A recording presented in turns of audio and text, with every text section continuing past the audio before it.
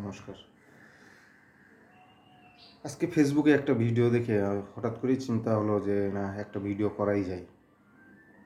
এবং ভিডিওটার কী নাম দেওয়া যায়, কীভাবে করা যায় সেটা চিন্তা করলাম। চিন্তা করতে করতে একটা উপলব্ধি হলো যে আসলে এটা ভালো কিছুর জন্য না, এটা ইগো স্যাটিসফাইডের জন্য কাজটা করা হয়েছে। এখন কীভাবে? বিষয়টা না বললে অবশ্যই বুঝবেন না। আমি ভিডিওতে কী দেখেছিলাম? দেখলাম যে একটা মেয়ে প্রেম করে বিয়ে করছে একটা ছেলেকে, এবং সে ছেলের পরিবারেই থাকে। মেয়ের পরিবারের পক্ষ থেকে মেয়েটাকে জোরপূর্বক তুলে নিয়ে আসার চেষ্টা চলছে। মেয়েটা আসতে চায় না, কিন্তু মেয়ের পরিবার জোর করে নিয়ে আসতে চাচ্ছে। এখানে আমার চিন্তা হলো যে আসলে কী কারণে এটা করছে। ছেলে চরিত্রগত দিক খারাপ, ছেলের পরিবার গরিব, নাকি ছেলেটা বেকার? অবশ্যই ছেলে চরিত্র খারাপ হলে মেয়েটা প্রেম করে বিয়ে করতো না। এক। দ্বিতীয়ত, গরিব হতেই পারে, এটা পরিশ্রম করলে সেটা সংসার ভালোভাবেই চলে যাবে। আর ছেলেটা যদি বেকার হয়, বেকারত্ব তো কাজ করলেই বেকারত্ব বুঝা যায়, যে কোনো কাজ করলেই হয়। কাজের লজ্জা কিসের? তাহলে মেয়ের পরিবার তাহলে কী জন্য নিয়ে আসছে? অনেক চিন্তা করে দেখলাম যে না, আসলে এটা ইগো স্যাটিসফাইড রাখার জন্য, ভালো কিছু করার জন্য তো নয়। তার মান সম্মানের দিকে লক্ষ্য করছে যে তার সম্মান চলে যাবে সমাজে। বিষয়টা হচ্ছে যে পরিবার জোরপূর্বক এইভাবে তুলে নিয়ে আসতে পারে, সেই পরিবার কতটুকু মান সম্মান অর্জন করছে সেটা একটা বিষয়।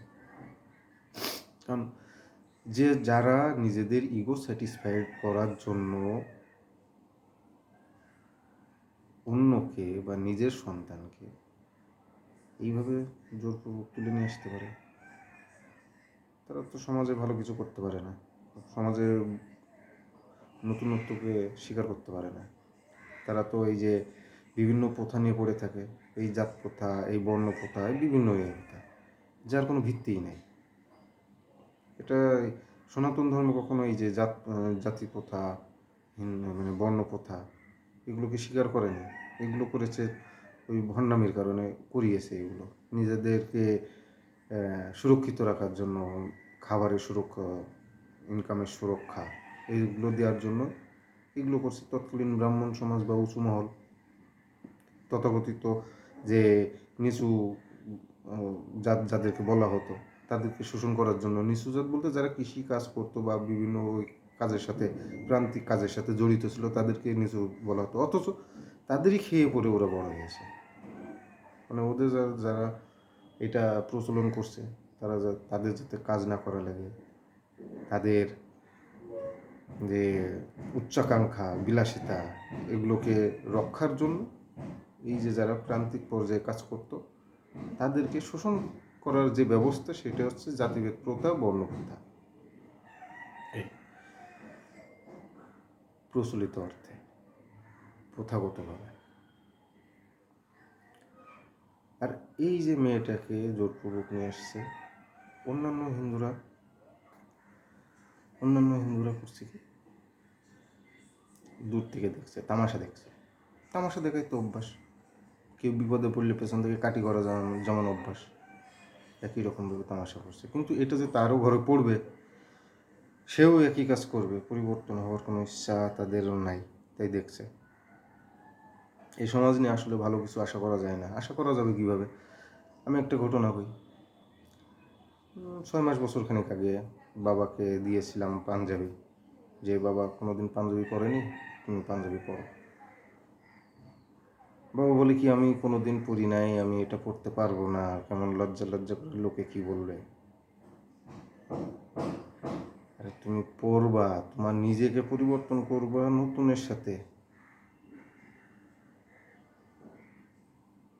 যেটা পাঞ্জাবি পরলে কি হয়, ভালোই তো লাগে। এখন এখান থেকেই বুঝুন, যারা পোশাক পরিবর্তন করতে পারে না, তারা এতদিনে পুরাতন পরম্পরা, প্রথা, এই যে সংস্কারের নামে যে কুসংস্কার, এগুলো কেমনে পরিবর্তন করবে? অথচ শ্রীকৃষ্ণই বলে গেছেন যে পরিবর্তনই সংসারের নিয়ম। সংসার পরিবর্তন হয়ে যাচ্ছে, অথচ মানুষগুলো পরিবর্তন হওয়ার কোনো লক্ষণ নাই। তারা পুরাতন ধ্যান ধারণা, পুরাতন চিন্তা ভাবনা, পুরাতন যে সমাজ ব্যবস্থা, শোষণ করার যে সমাজ ব্যবস্থা, সেটাতেই তারা আবদ্ধ আছে।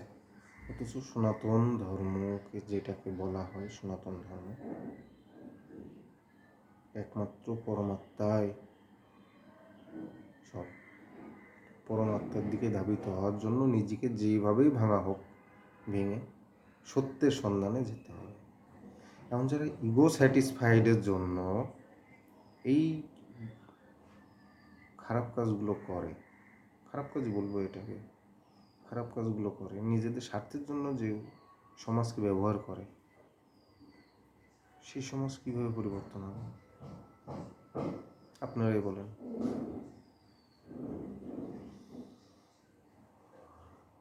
অধঃপতন নয়, ঊর্ধ্বগতি দরকার সমাজের। তাই পরিবর্তন হন, ভালো থাকুন, নমস্কার।